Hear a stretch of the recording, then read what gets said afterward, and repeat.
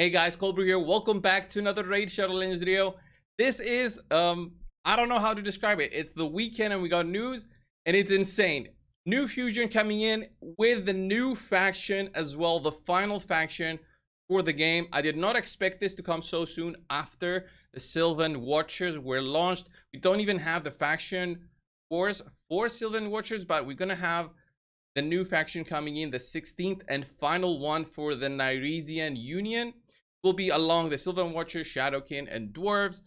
It seemed, when I first saw the image, it seemed unreal that they would include something like this, but then I thought, okay, we have something very similar already added to the game not long ago, and it's the Iron Twins Fortress, which, if you guys remember, it's something very unusual compared to what we have already within the game.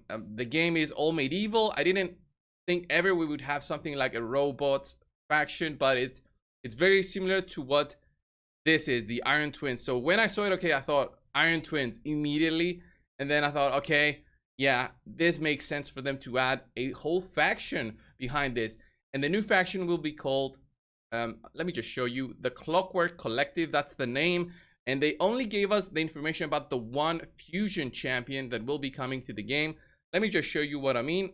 This is, boom, Brassbolt the Invincible, an attack legendary based champion from the Clockwork Collective faction. It will be a fusion coming in April, and I'll show you guys the skills and all there is about this new champion in a little bit. But before that, let's go to the ad for today's video. A big thank you to today's sponsor, and that is Coldbrew Gaming. This guy has been making videos for a long time now, and apparently 61% of you guys are not subscribed to his channel. So definitely go check him out. Subscribe to his channel. It's an amazing channel based on the Raid Shadow Legends game. Definitely check it out. If you haven't subscribed yet, please consider doing so. Get that 61% to 0. Everybody should be subscribed to this guy right here. I believe he's an amazing creator and has a lot of future into the content creation game for Raid Shadow Legends. So let's get back to the video. Okay, Brassbolt the Invincible already looks pretty cool. The new faction flag is amazing compared to what we have. Really brings in that steampunk theme that they want to bring in. I want to see more champions, honestly, but they went ahead and only launched this one champion for the faction. Let's have a look at his skills and everything. The cooldowns are very interesting from what I saw, and the fact is the Plarium also gave us some information about this new faction, which is a one-time thing. They've never done this before, and it's gonna be the theme behind this faction, is that no champion within the faction will require any books from the tavern. So we are very used to an insane amount of book requirements for all our champions,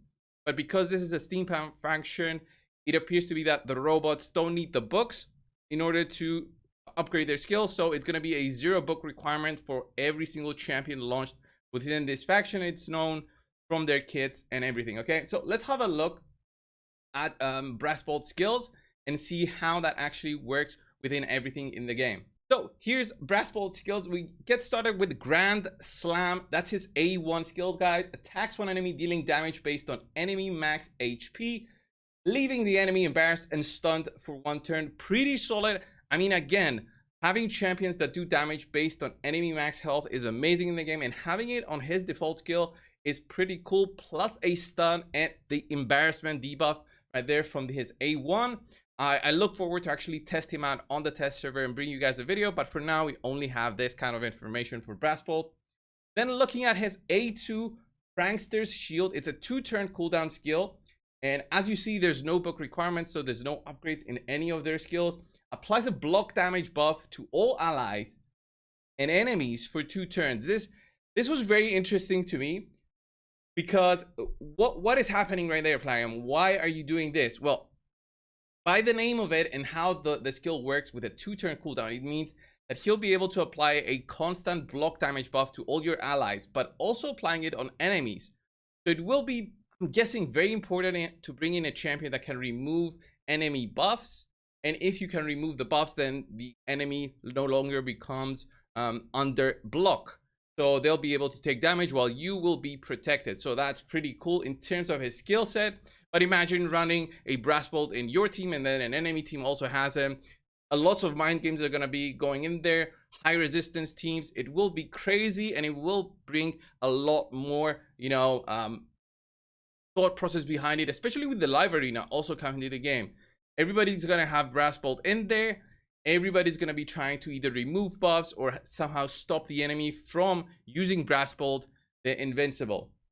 Then let's have a look at his A3 skill. It's called Fool's Rush In. Attacks all enemies and calls all allies to attack a single enemy. Okay, that's pretty cool. Ally attack skill. If the enemy is from the Undead Hordes faction, then Brass Bolt instead transforms into Necret the Great for 2 turns with a 2-turn cooldown. That is actually insane. That really fits what I would need for my account, because I don't have Necret.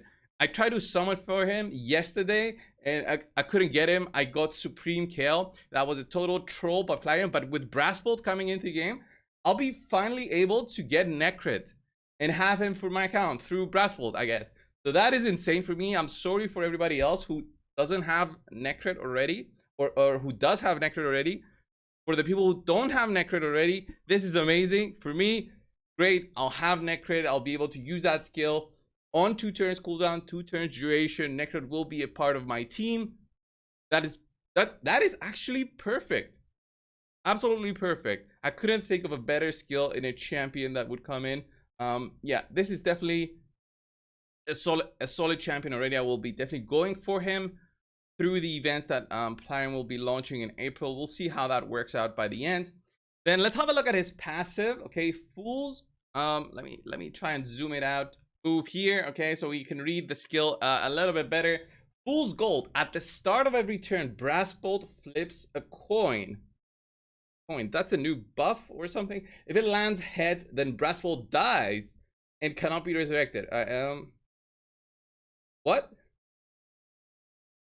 So it's gonna be like a 50-50 skill. All right, let's see. If it lands tails, then Brass Bolt kills a random enemy and the champion is deleted from the player's account. How is it gonna work out, Plarium?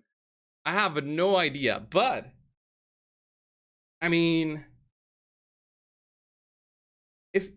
if you're feeling lucky, I guess just run Brass Bolt, okay, with random champions like commons and uncommons that you don't want, and then just force enemies to basically you'll kill the enemies, right? Even if your fight ends and Brass Bolt dies, it's fine. He's not deleted or anything, but the enemies will be losing their champion. So it's a way to eliminate the competition from the game. I can already imagine the strategy, especially in live arena with this one. Like you run, I don't know, three different champions plus Brass Bolt. I would think maybe Death Knight, not the ultimate Death Knight obviously, but Death Knight, just have him there as a sacrificial champion. You delete it from the player's account. It's gonna cause a lot of players to start opening up their mystery shards as well to try to get more commons, uncommons to fill up their account, because those champions will be getting deleted over and over. I'm guessing, not specifically stated there, but I'm guessing Brass Bolt will be immune to this, because it doesn't say that he kills himself and is deleted. So it will be immune. You'll be just, deleting the champions from the enemy's account. It's really gonna suck if somebody doesn't realize this is happening and puts in their good champions in there. But yeah, sounds very interesting, very intriguing.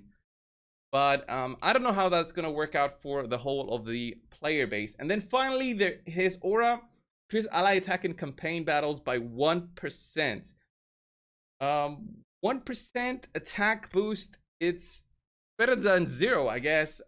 Obviously, he's not a campaign champion, but I guess better than 0. Yeah.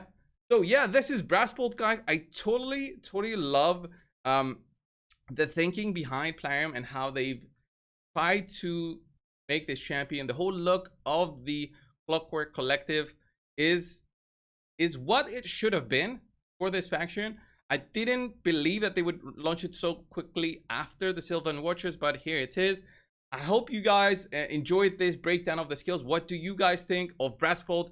Are you gonna go for this fusion coming into April? We don't know the exact events and tournaments will be coming in with Brass Bolt, but Gonna know them, of course, when the time comes, and after pretty much the patch comes in, the champion is live and all that, and the fusion starts. So this was the video, guys. Thanks a lot for watching. Subscribe if you haven't already. I will see you in the next one. See ya.